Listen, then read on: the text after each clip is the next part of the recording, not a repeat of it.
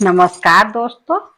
ये परिछन का गीत है। इसको देहात में परिछन कहते हैं। जब दुल्हन लेके आती हैं, दुल्हन उतारने लगते हैं तो पहले परिछन हो जाता है, तब दुल्हन लोग घर में जाती हैं। उसी समय का ये गीत है।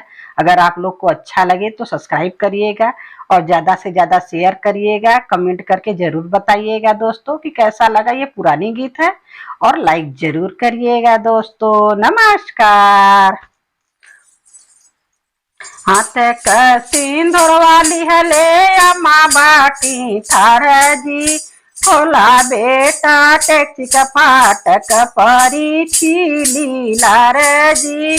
खोला बेटा टैक्सी का फाटक परी छीली लार जी।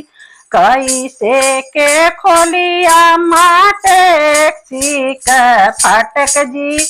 कैसे के खोलिया माँ टैक्सी का फाटक जी।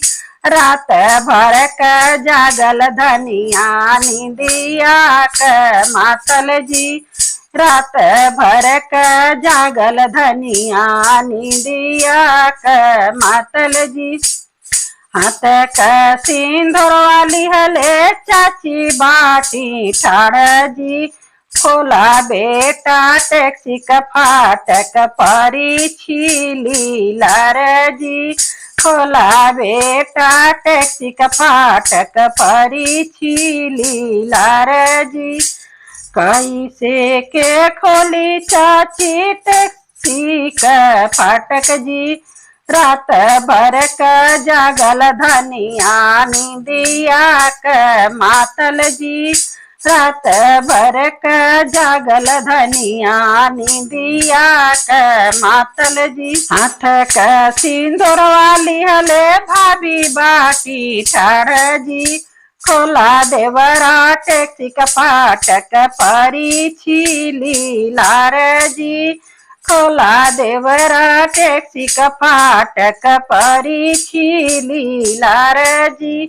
कैसे के खोली भाभी टैक्सी का फाटक जी।